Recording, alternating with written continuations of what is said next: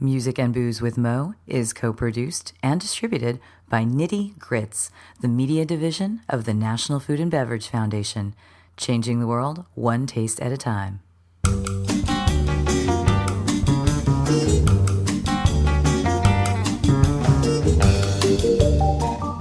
Welcome to Music and Booze with Mo. I'm Mo Herms, and I've worked in the music industry most of my life, so have met some pretty amazing musicians over the years. I also love a good cocktail, and I've encountered some really interesting bartenders as well. It seems that there's a lot of crossover, so when I can, I like to talk to musicians and bartenders about music and booze. Join us at the bar, won't you?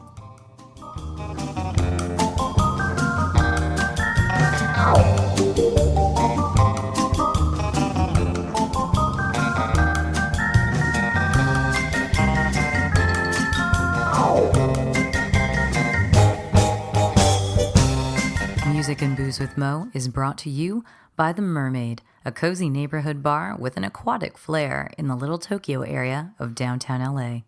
Open 7 days a week, featuring tropical cocktails and snacks, The Mermaid also has a daily happy hour from 5 to 8 p.m. Follow The Mermaid on Instagram at TheMermaidLA to hear about upcoming events and check them out at themermaidla.com. Head to 428 East 2nd Street, Los Angeles, for a drink. Horror has a face, and you must make a friend of horror. Horror and moral terror are your friends. If they are not, then they are enemies to be feared. Horror.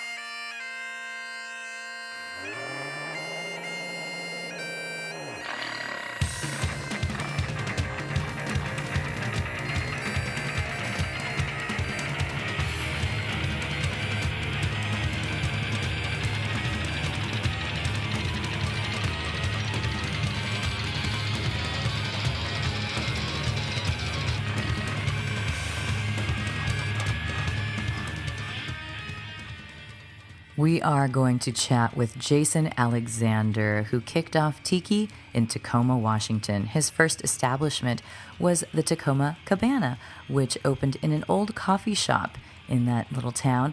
And once he got that going, he was able to open up the bar he really wanted to open, a beautiful Tiki establishment called Devil's Reef. If you've never been, it is worth the drive out of Seattle.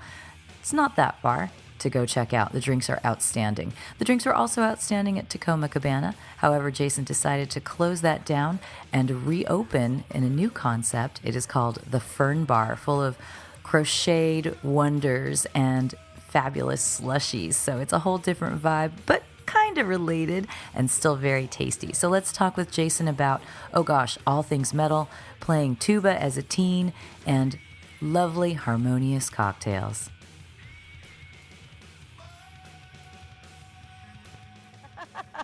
All right, so tell everybody who you are. We're doing the Music and Booze thing, Music and I and am Booze. with Jason Alexander from Tacoma, Washington. Yes, and you and Devil's Reef.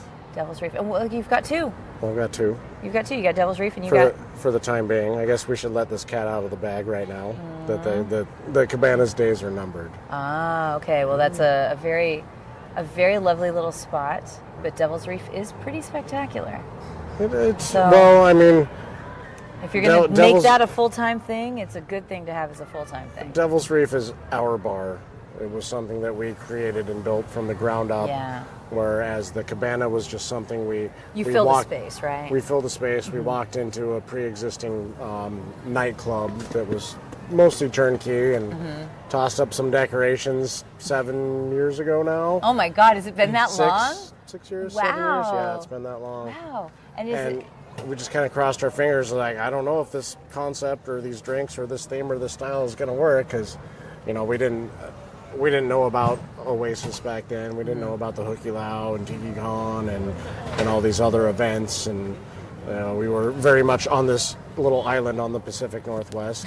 Pun and no pun intended. Because it's Tacoma. Yeah, exactly.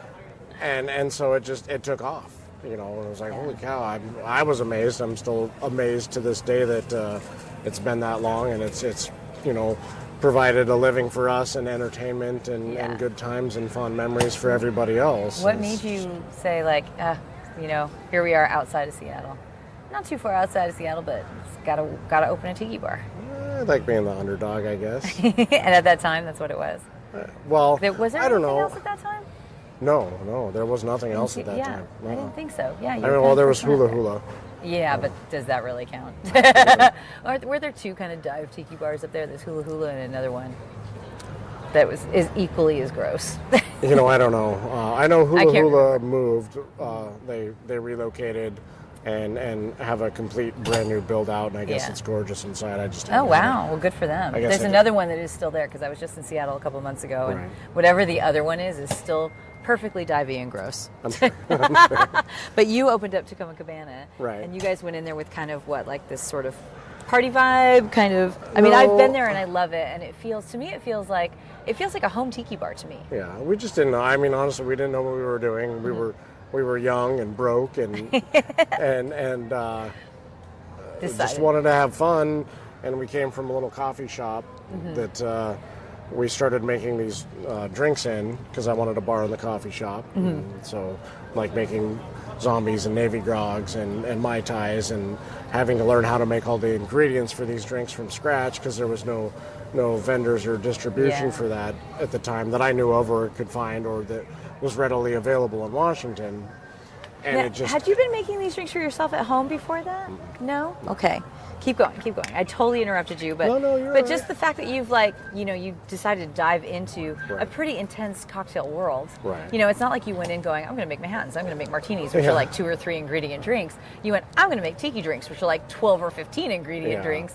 It's pretty ambitious. Well, when me and Robin opened up our little coffee shop, and I was all down for it, but I didn't want to make coffee. I was like, I don't want to make coffee. I would love to open a cafe. Can I not deal with coffee? Right. Can I put a little bar in the coffee shop? And having never bartended or made drinks before, I really bit off more than I thought I could chew at the time. It's like, okay, I guess this is really happening. I better learn how to make some drinks. And so, no, really, it's like...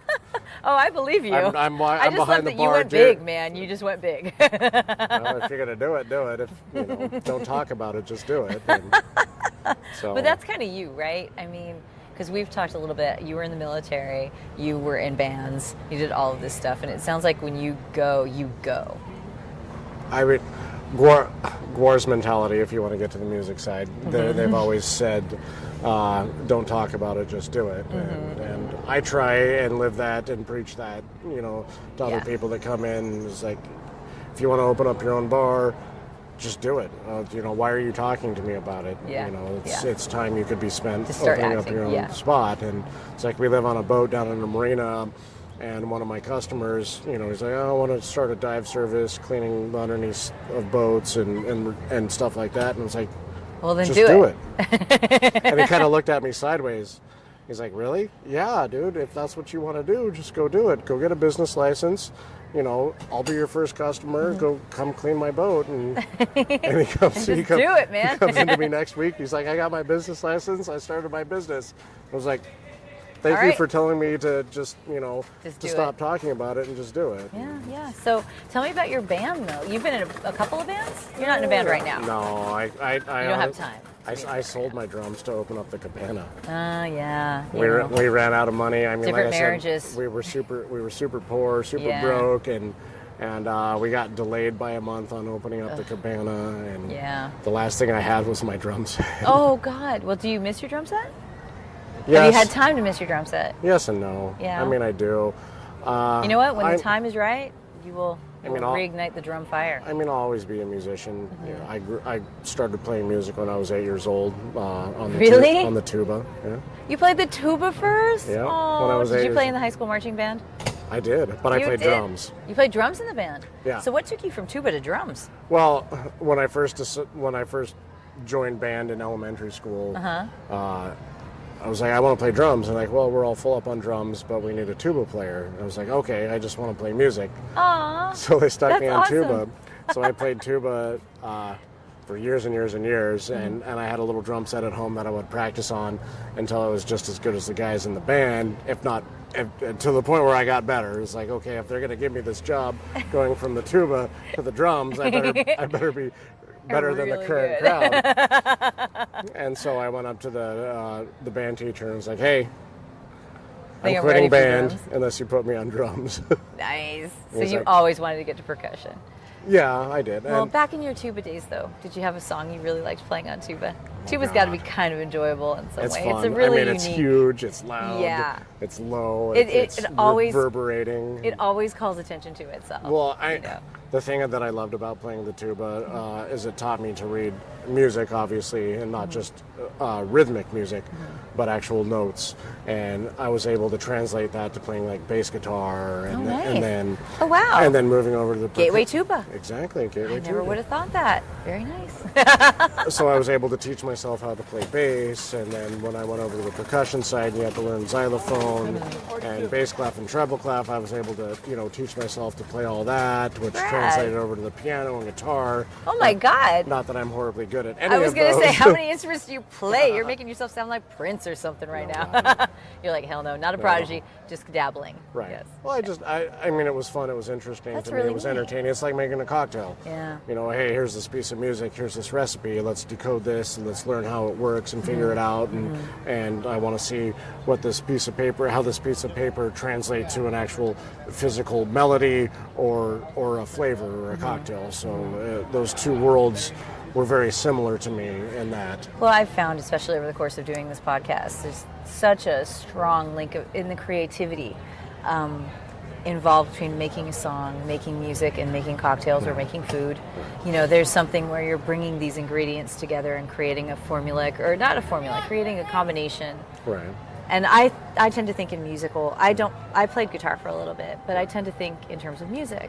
You're making a song, you're making melody, right? Exactly. If you're making a cocktail, you're making a melody. Exactly. But with these ingredients instead. Right. Well, I mean, it's like with the drinks that we make here, the tiki drinks and the tropical drinks and the exotic drinks.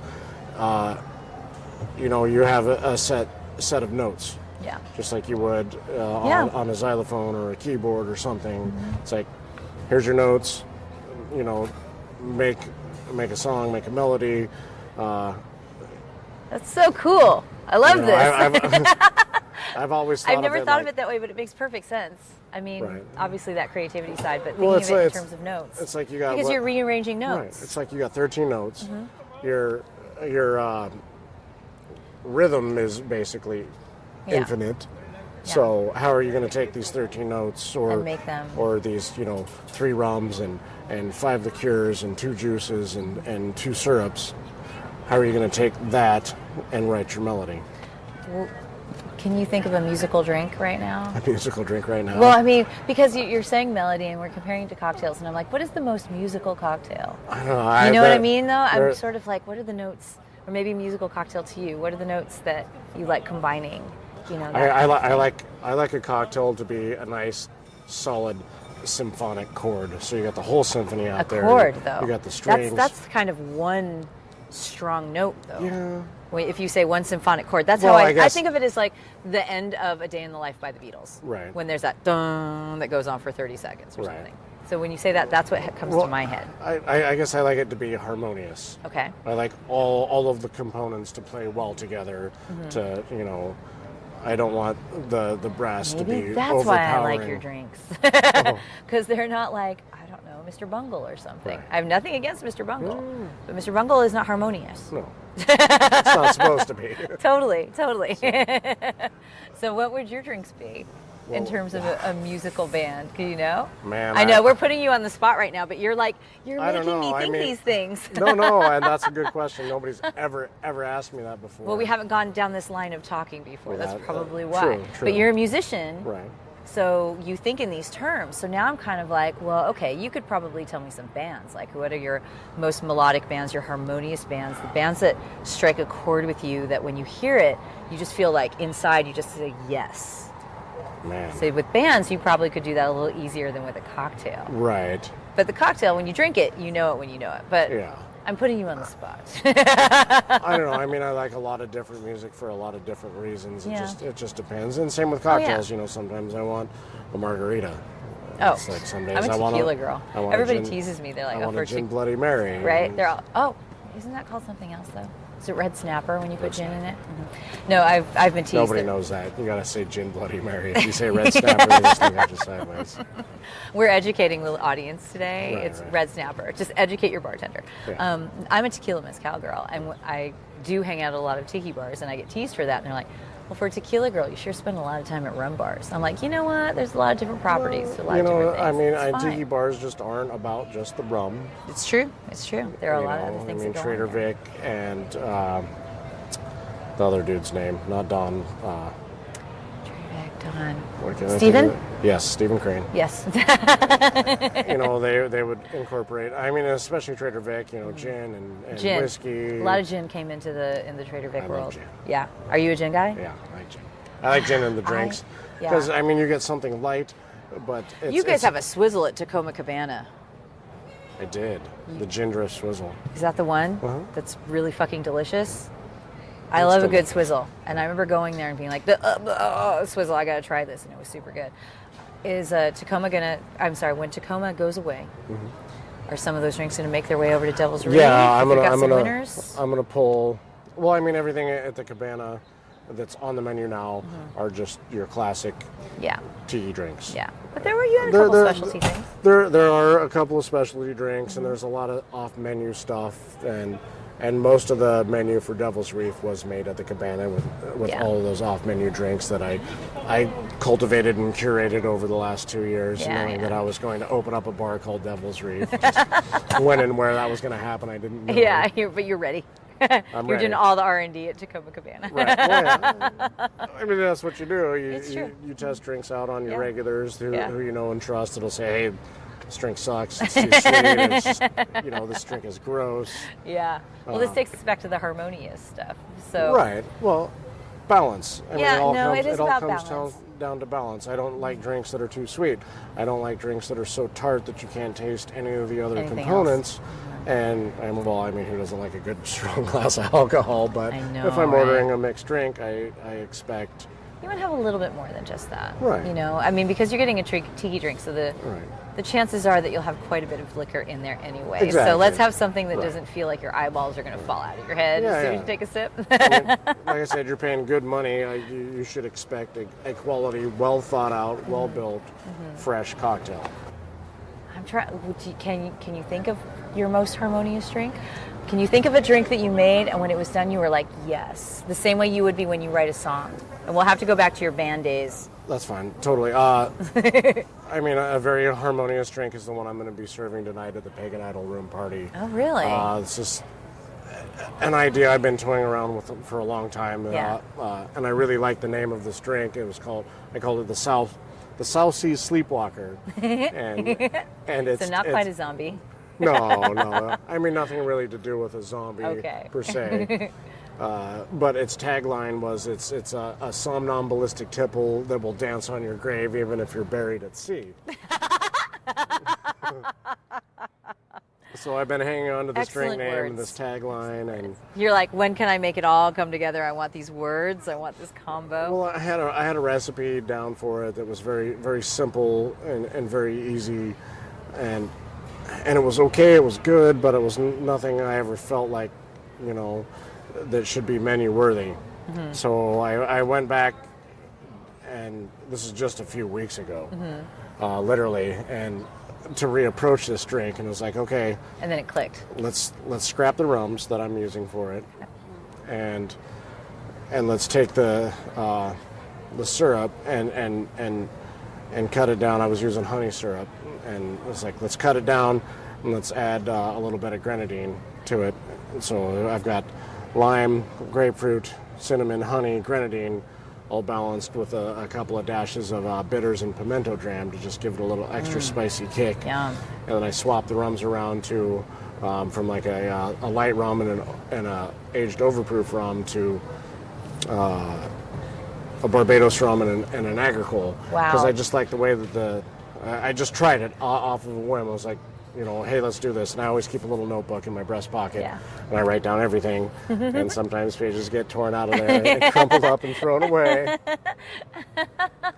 And so I took the template I had for this drink, the South Sea Sleepwalker, and just swapped the rums out, and then split the difference on the syrup from honey to honey and grenadine. Yeah, and, so tone down the honey a little bit. Make Little it, bit. the grenadine gives it a little bit of tart. Tiny bit, yeah. And I was like, holy shit. You're like, we got it. We got it. And it just came out to be this harmonious, balanced drink, and I would come into work every day and I'd make myself one and I'd drink it before anybody got there. And you were very happy. You were pleased. Oh, so good. So what do you listen to with this drink? This is all I can think about. Yeah. This, Well, you literally, obviously- this I was for gonna like say. 2 weeks, this is all I can think about is this drink. And I was like, yes, finally, it's done. I'm so happy. This is the way I wanted it to What's the taste. soundtrack to this drink?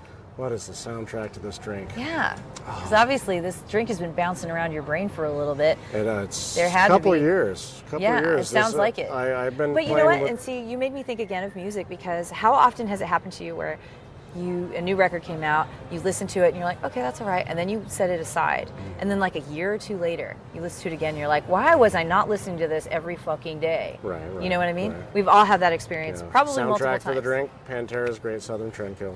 The Ooh. entire album, top to bottom.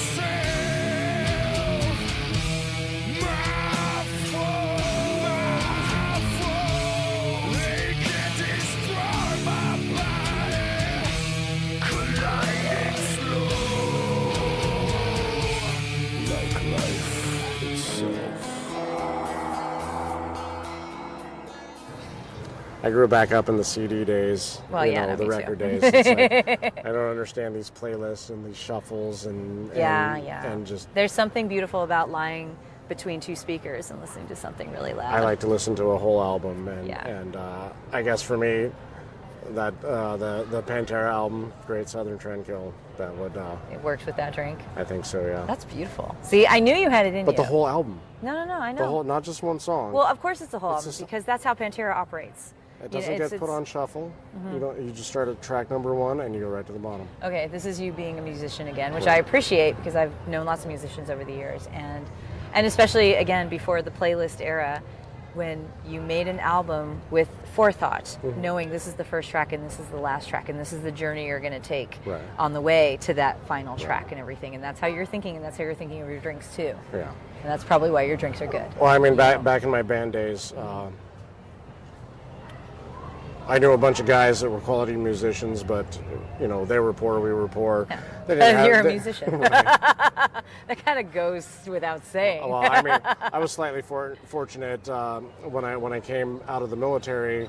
I had my VA bill or my GI Bill and college fund and all that. So you had a little bit of a cushion. And I was a union carpenter, and so I got a tax-free check from the government every month, making up my wage difference from apprentice to journeyman. So I took this check to Guitar Center every month, Oh my God, really? and I bought everything. I No bought. equipment. Oh no, trust me. When I walked into the Guitar Center, They knew. I would get the department head would walk out of all of their departments and up to me, hey Jason, what do you need today? Because literally, Try to finish off your room, right? well, I mean, for 4 years I spent $2,000 a month at Guitar Center. Oh my God, jeez. I bought- Tell me about your band. I bought everything, so so I would think that you were impressive on stage then. I would. Well, I hope so. You're like, I tried. I was I was 20. Yeah. Early, mid, late 20s. I guess. Wow. My Yeah. entire 20s. Playing Just wanted music. to drink, play music, have Yeah. fun. Well, tell me about I your didn't band. care. It was metal, right? It's a metal band, of course. Yeah. Yeah. Was it metal? Was it death metal? Death-ish metal. Death-ish, yeah. Because I mean, in the metal, even if I say death metal, there's even within it that. wasn't hardcore death metal. We just like to. You were just loud. Of course. I was at a seminar earlier today where there was a drink at a bar, Boston maybe. It was called Lightning Swords of Death, which is actually the name of my friend's metal band. Yeah. Actually, I think that band broke up somewhat recently. But that was pretty much it for me with like kind of the death metal thing. And then he's like, well, there's also this metal and this metal. I'm like, God, it's just, I don't know all these metals, but I appreciate them. I like going to see it because there's a lot of like energy back there. Always. There's always a lot of energy. There's a lot of like emotion. I got to see Cannibal Corpse the first time that they ever played in the Pacific Northwest. Ever? Yeah, ever. When was that? Because they've been around for a long time. They've been around for a very long time. And this was a very long time ago. Okay, I was going to say. It was right after like they switched singers from Chris Barnes to George Corpse Grinder Fisher. So it was their first tour with him on their new album. And that was the first time they made it up to the Pacific Northwest? First time ever in the Northwest. Damn. And they opened for Anthrax. I was like, yes, it's going to be an awesome show. It's at this small little club in Seattle, and I'm super excited. But I'm scared shitless because I'm like, this Cannibal Corpse are going to murder me on stage and devour me. And we get there. This is what. Oh, no, I believe you. It was like 14, 15. Oh, that's awesome. I love it. No, I drove, so I was 16. So you must have been 16, okay. And watched Cannibal Corpse, jaw agape. And I was like, oh my God, this is awesome. And you didn't die. And I didn't die. Did you bleed? No. Did anybody bleed? I'm sure, maybe. Okay, you just didn't see it. Okay. But I went to after they got done with their set and before Anthrax came out, I went to the back of the club and I'm just kind of sitting there hanging out against this back wall waiting for Anthrax to come on. And there's this door right next to me. And the door swings open and out walks Cannibal Corpse right in front of me, all 5 of them. They're like, hey. And, they all put out their hands. Thanks for coming to our show. Really? We appreciate it. Do you have anything you want us to sign? And I'm like, I pulled out my little Ticketmaster ticket, and they all signed this little ticket. That's rad. They were the nicest guys, and I will remember that. And that was forever. totally accidental, right? You just happened to be sitting out there? You weren't waiting for them to come out, No, right? I had no idea. I just went to the back of the club to wait for the next band to come out, and just nondescript door. I was the only one there. There was nobody else around, and the door opens up. Cannibal Corpse files out, and just the stories I've heard in my limited experience in the metal realm is that metal dudes are super nice. Yeah. And I was scared. I thought they were going to murder me. Right? I think they get up there and they get the it's all up on stage. And then we're downstairs, they're like, hey, bro, what's up? But they were just the nicest, coolest guys ever. And they all shook my hand and said, thank you for coming to the show. Well, when you were playing what was your band called? You probably had multiple bands. No. You had one band you did for a while? I only had one band. Yeah. What was the name? I mean, I never had... You had to have a good metal name. I always wanted a band in high school, and it never happened. Yeah. Then I went in the Marine Corps, and I gave up music while I was in the Marine Corps. And when I got out, I was like, I'm buying a drum set. I'm getting back into this. I'm going to do it. Yeah. And I was a carpenter, and so I That's pretty metal. One of the guys. Carpenter. Right. Yeah. One of the guys I worked with was a singer, and I knew some other, just friends of friends, and everything just kind of came about, and we just started jamming, the 5 of us. It was there was twins that played the guitar and the bass, and then another. Were they blonde? No. Wow. Okay, I expect blonde twins to play long, metal. dark, curly hair. That's cool. That works too. I'm just stereotyping. And then another guy on guitar, myself on the drums, and then a singer. And then you had a band. And what were you called? Well, we were called Descentuary. Oh, nice. We That's just a good kind of metal combined name. the word descent and sanctuary. Yeah, so that's good. You go down to your. So what was the scene like when you were playing? It was fun. Yeah. We played with a lot of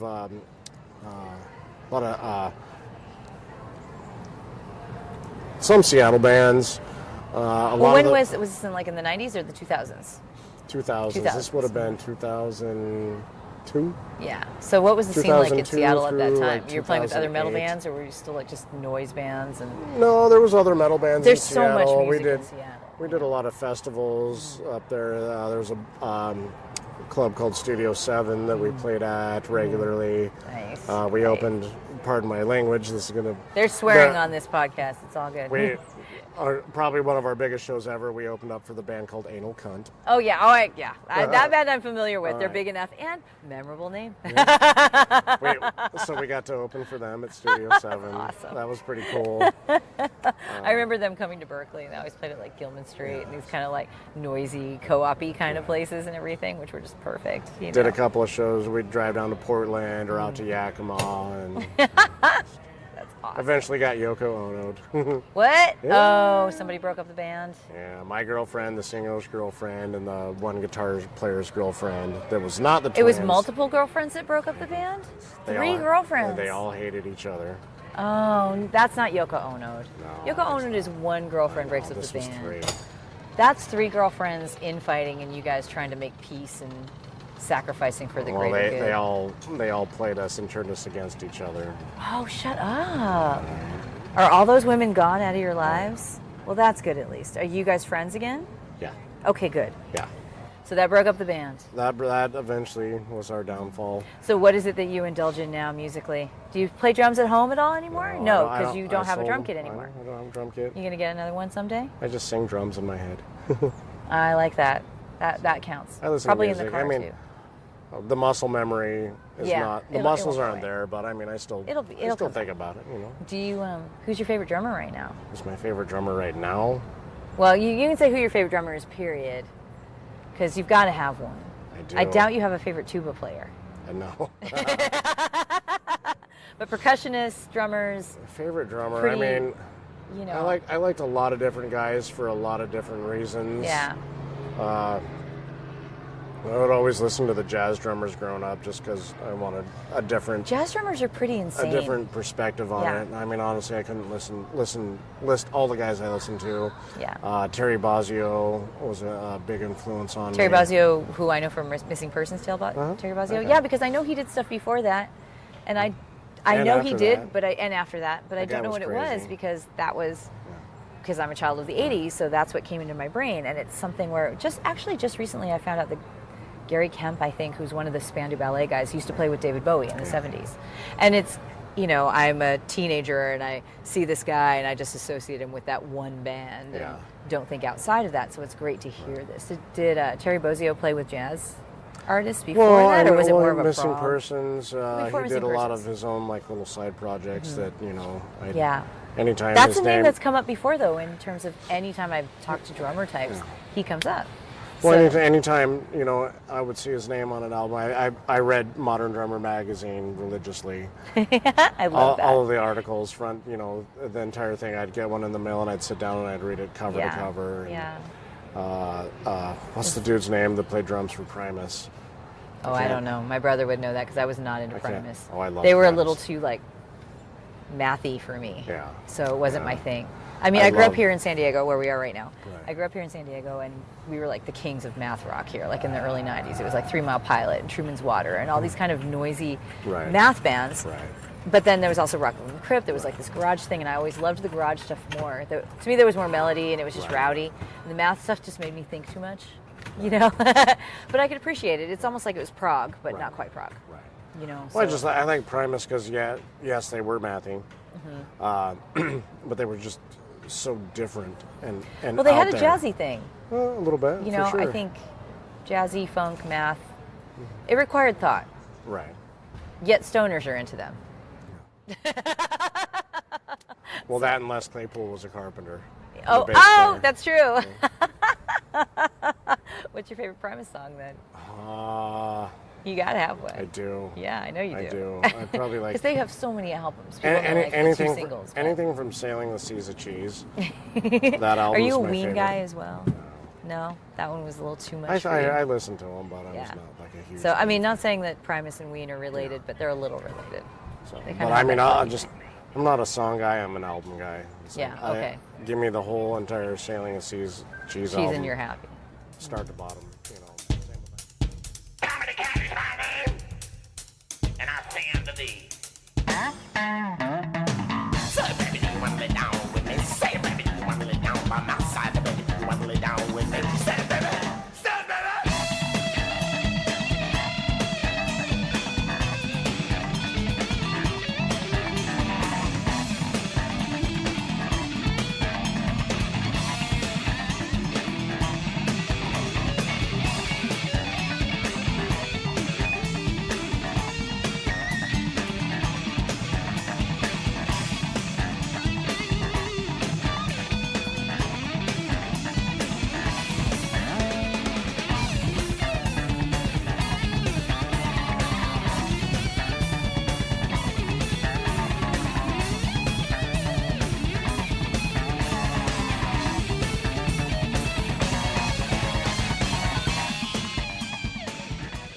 we each have our own taste profiles. We each have all this stuff, and music is the same thing. Well, and okay, let's bring that back to cocktails and bars and drink menus. Yeah. It's like, give me the drink menu. Yeah. I don't want to. I don't want to just go in and sit down and have a Mai Tai and a Navy Yeah. grog. Yeah. You know, I feel like people do that just to judge other bars. Oh, Absolutely. I'm just going to go order a Mai Tai and a Navy grog, and if they don't know how to do And if that, they don't make them good, then I'm never coming back here it's again. like pick up the cocktail menu. You know, they made it for a reason. I hope. Yeah. Anyway. Yeah. I love looking at a cocktail menu and seeing, oh, they did something with this. Oh, they did something with this.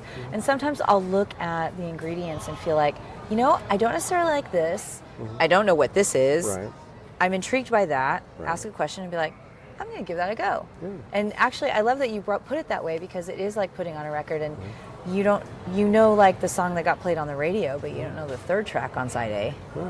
And the third track on side A might wind up being your favorite song. Yeah. So yeah. give me the whole menu. Yeah. I don't want to just go in and order the greatest hit. The Yeah. radio. I don't want to hear the radio airplay song. I default to it. If I go in and I have a drink, I'm like, no, that was okay. Then the next one I'll be like, just give me a daiquiri. Because if you do that right, then I know I've got another chance. Right. But I never start with that. You're right. I always start with something off the menu. I'm like, let's see what you guys are up to. You know, I'm curious to see what you're like. But I never thought of it in terms of that as listening to a song you just haven't heard off that record before, which is, I love that. But we're nerds, so of course we love that.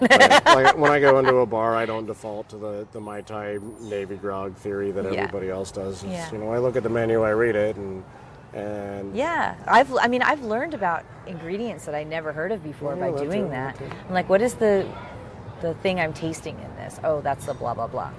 Oh, fantastic! I'm totally gonna buy a bottle of this and take it home and try a little bit and see if I can play with it and do something. Exactly. So I guess it's like jamming in a way. Well, yeah. Sweet. See? Thank you, Jason. I feel Right? so educated right now. I like I never thought of it that way, but in a way we kind of did. Everything comes back to music It and do- construction. You know what? It actually, and drinks are definitely constructed. A good drink is definitely constructed, and so is a good song for sure. So let's go to like plumb level and square. That's what we always said. So plumb level and square. when you're Is it a carpentry thing? Yeah. See, You want everything to be plumb. is that you like want it a to line? be level. Yeah. Level, I get. So plumb is straight plumb up is and the down. straight up and down. Right. And then Oh my God. plumb level. So your brain is just built this way. And then square, you want all your angles to be at, Perfect squares, or the right angle, so they don't. So it'll be stable that way. Exactly. Back to drinks, plumb level, make them plumb level and square every It's time you're good balanced. to go. Then it's balanced. That's your rum, lime, and sugar, your plumb level and square. Dude. That's rad. I'm totally into all of this. It goes really well with my borderline OCD personality, actually. I seriously, I shit you not. This is the things that this is the way I grew up. This is how I am. Yeah, no, it This makes is- sense though. And that's the kind of things I think about. The music. Hey, here's my 13 notes in the scale. Let's turn those notes into chords and rhythms and patterns. And then let's make sure you do that. the same thing with a drink. And then, that's what I meant. You got your 13 notes. Here's my ingredients for the drinks. Yeah. Let's take these notes here and make them into a melody, a pattern, something, and then at the very end they better be plumb level and square. I like it. Plumb level and square. And I'm going to say that to my dad because he likes to build. Right. And he'll laugh at me when I say, dude, it's a drink. You got to have a drink called the plumb level and square. There you go. When are you going to do that? I don't know. It doesn't sound very tiki, but No, I'm sure you can work it Probably in. need to open up a construction bar. That sounds a little bit porny for a young lady like myself, but I would totally be there just to see. Just Right. to see. So I tend to ask people, I'm like, the desert island drinks, the desert island music, all this kind of stuff. But if you're home and you're not just doing a shot and a beer, if say you're at the bar and you want to have a drink for yourself, what are you listening to? What is that drink? What is that little combo? If you've Depends. got something, It yeah. depends. I'm sure I it mean, alters depending on your mood and all this stuff. I mix it up. I mean, I do the shots and beers and. Yeah. Pretty much all bartenders, that's the default. I know.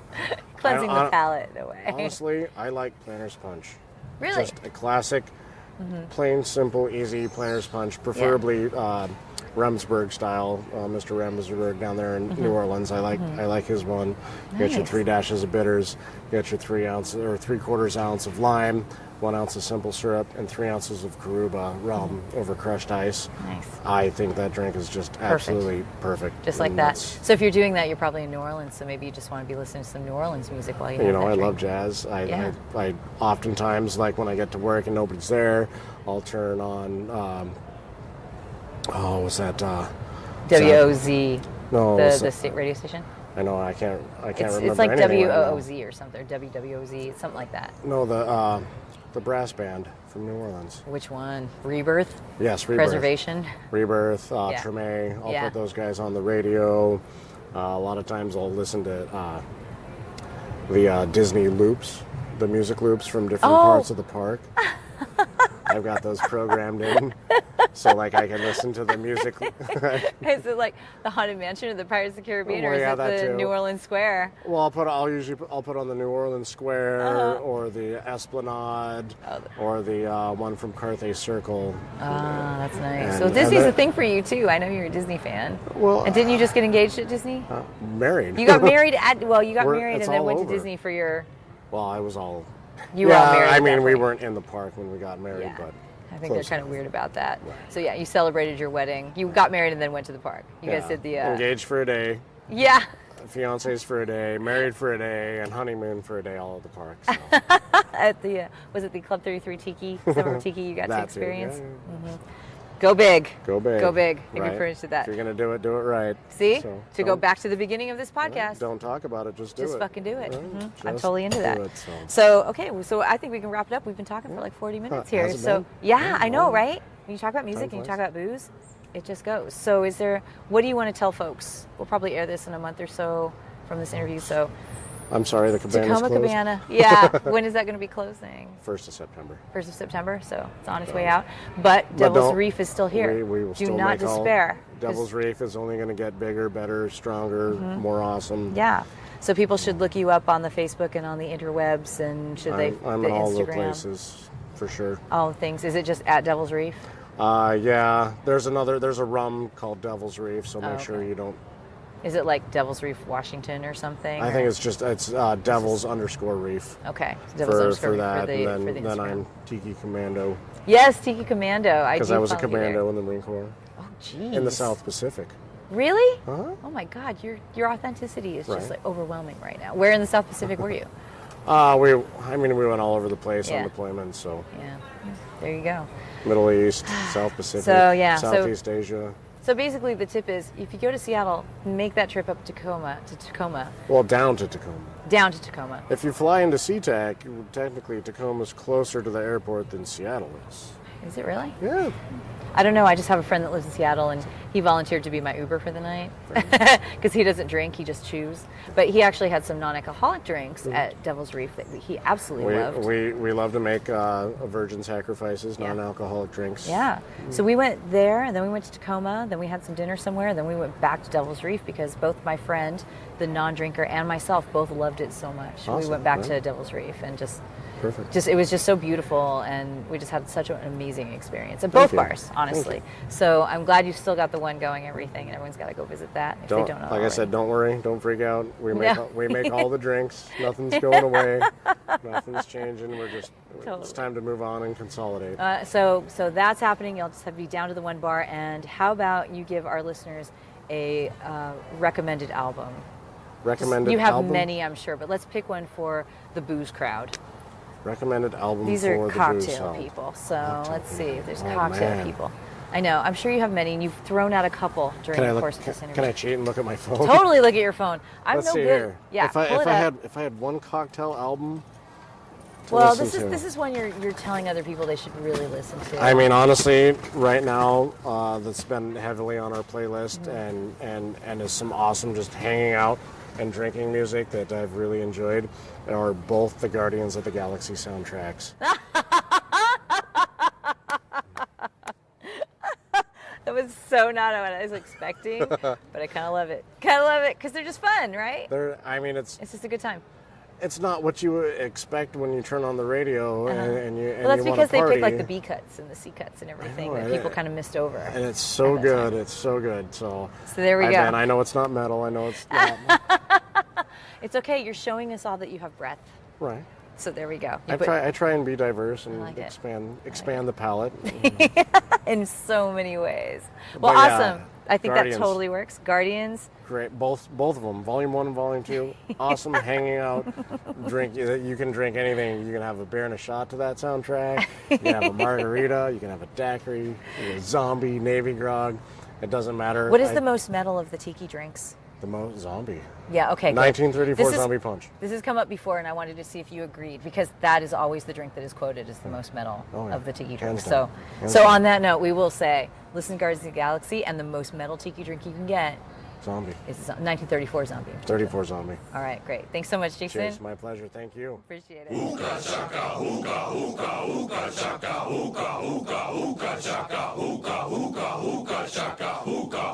I can't stop this feeling deep inside of me. Girl, you just don't realize what you do to me. When you hold me in your arms so tight, you let me know everything's alright. I'm hooked on a feeling. I'm high on believing that you're in love with me. Lips as sweet as So there you go, a lot of musical fun with Jason Alexander of Devil's Reef and the Fern Room up in Tacoma, Washington. Make sure you find them on Instagram, and make sure when you look up Devil's Reef on Instagram, you find the Tacoma one and not the rum company. And find Jason at Tiki Commando. We also have a playlist on Spotify that Jason put together for us, and it rocks real hard, in case you were wondering, because that seems like it would be kind of obvious, right? So thanks so much for tuning into this one. You know, we got a little bit more to tell you about.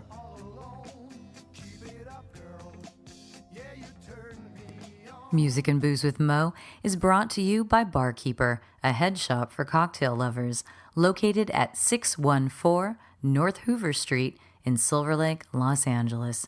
Stop by for barware, vintage glassware, a carefully curated collection of spirits, and one of the most impressive selections of bitters anywhere. Follow them on Instagram and Facebook for information regarding spirits tastings. That's barkeepersilverlake.com, and also in the Virgil Village neighborhood of Silver Lake, Los Angeles. Thanks for tuning in to our barroom chats on Music and Booze with Mo. For more info about today's guests and our Spotify playlist, check out my Facebook page, Mo Herms. Please subscribe to the podcast and feel free to tell all your friends about it. Lower your expectations and join us at the bar. Till next time, cheers.